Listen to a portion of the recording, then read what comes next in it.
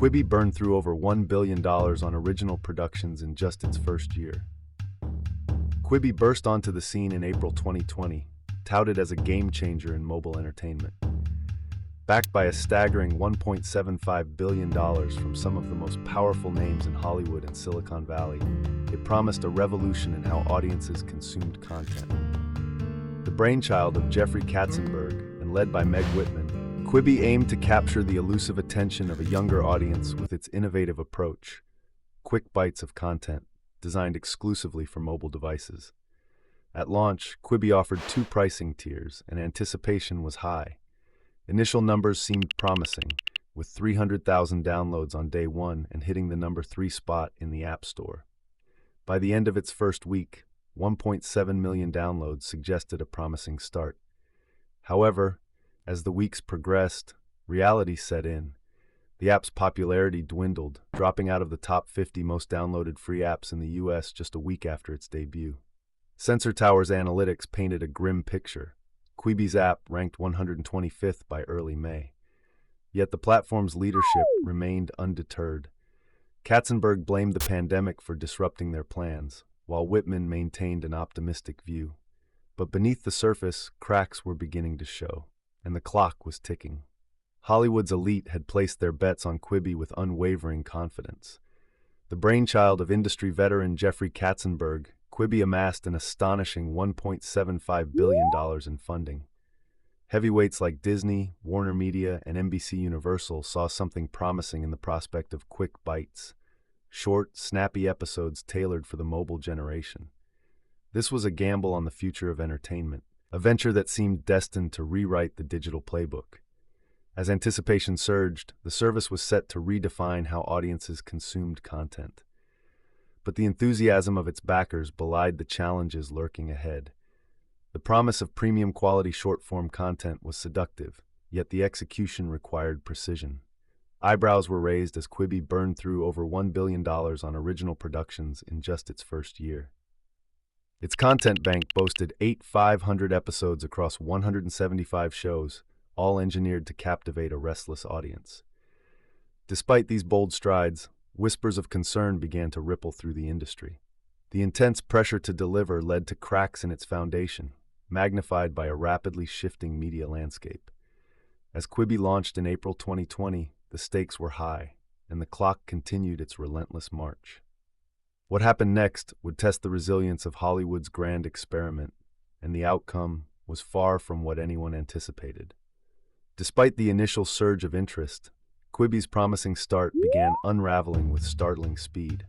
Just a week after its April 2020 debut, the app had already vanished from the top 50 most downloaded free iPhone apps in the United States. Sensor Tower, an analytics firm, placed it at a sobering 125th by early May.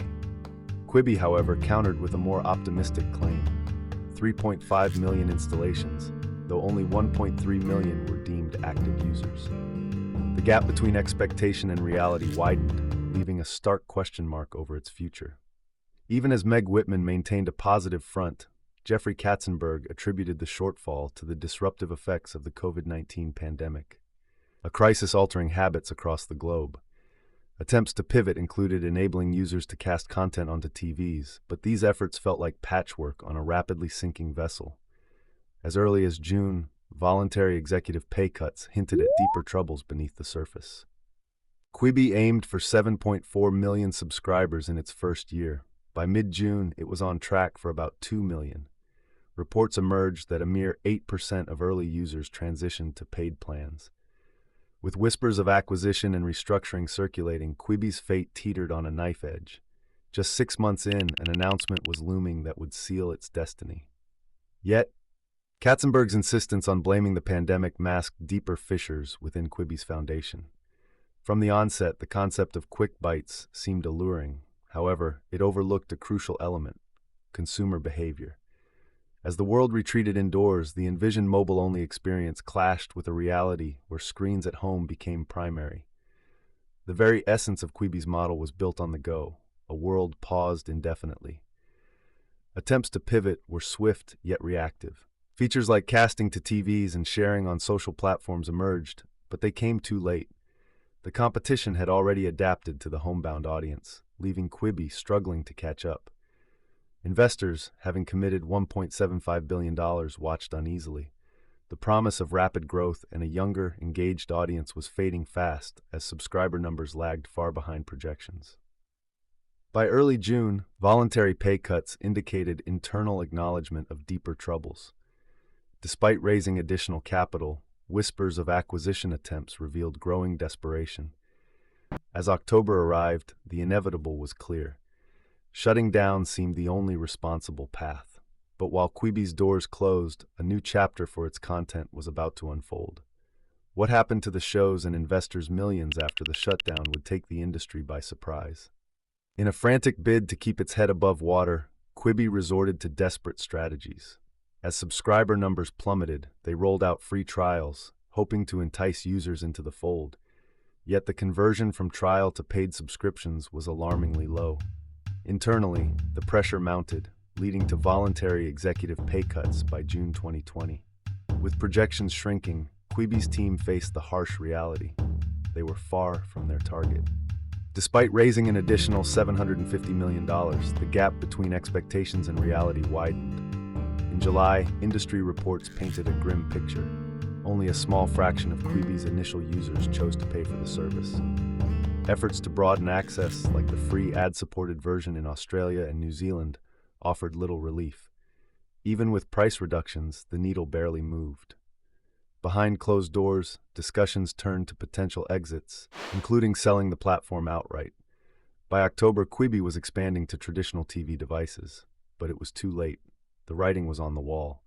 Yet, even as the platform teetered on the edge, whispers of a new life for its costly content began to emerge. Quibi's demise might have been inevitable, but the fate of its unique programming was set to defy expectations. Despite initial buzz, Quibi's swift decline was stark. Just days after its launch, the app plummeted in the download charts, vanishing from the list of the top 50 most downloaded free iPhone apps in the US. By early May, it languished at a mere 125th. Subscriber numbers told a similar story of disappointment. Sensor Tower reported 2.9 million downloads, a far cry from Quibi's own claim of 3.5 million. Of these, only 1.3 million were active users. A fraction of the 7.4 million subscribers initially forecasted for the first year. As the app struggled for traction, Quibi scrambled to adapt, introducing features to cast content onto TVs and share clips on social media. These measures, however, proved too little too late. Early conversion rates were dismal. Reports indicated only a sliver of early users became paying subscribers. By June, the reality set in, with subscriber targets drastically revised downward to 2 million. The allure of Quibi's short-form, high-budget content failed to translate into financial success. As executive pay cuts loomed and talks of acquisition surfaced, a sobering truth emerged. The very concept that aimed to revolutionize streaming was unraveling. Yet, amid Quibi's collapse, a new chapter beckoned, one that would see its costly creations find new life elsewhere. October 21, 2020 marked the grim announcement. Quibi was shutting down, leaving behind a trail of dashed hopes and financial wreckage. Investors who had pumped $1.75 billion into this ambitious venture were left reeling. The vision of quick bites on the go had not caught on. The subscriber numbers painted a stark picture of underperformance. Jeffrey Katzenberg and Meg Whitman faced the harsh reality. The pandemic, once cited as the primary hurdle, was no longer a cover for the deeper chasms in Quibi's model. Katzenberg, in a sobering admission, declared continuation futile. Spending further would yield no value, he conceded.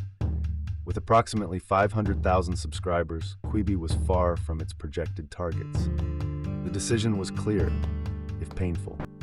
By December 1, 2020, the lights would go out on Quibi. Their shutdown announcement thrust the fate of its original programming into uncertainty. Quibi didn't own the rights to its content, leaving creators scrambling for new avenues. Yet, in this abyss, a glimmer emerged. January 2021 brought a shift in narrative with Roku's acquisition of Quibi's library for less than $100 million. A new beginning loomed, as Quibi's costly creations awaited a rebirth on a new stage. Roku's acquisition of Quibi's content for under $100 million marked not just a continuation, but a transformation. For a fraction of Quibi's $1.75 billion investment, Roku salvaged a library of 75 programs that had once promised to redefine streaming. These shows, now rebranded as Roku Originals, retained their short-form essence, with 30 of them relaunching in May 2021. The move was strategic, offering Roku a wealth of ready-made content to enhance its platform, the Roku Channel. Yet, the acquisition posed a question. Could content originally designed for mobile, with its unique quick bite format, truly find a home on a larger screen? As Roku integrated this content, they faced the challenge of re-engaging an audience that had once been intrigued but ultimately unmoved by Quibi's offerings. The transition from a mobile-exclusive service to a versatile platform was a pivot that seemed promising. In the aftermath, a question lingers. Could Quibi's high-priced productions, now a bargain for Roku, finally achieve the impact they sought? Or would they remain a testament to ambitions unmet?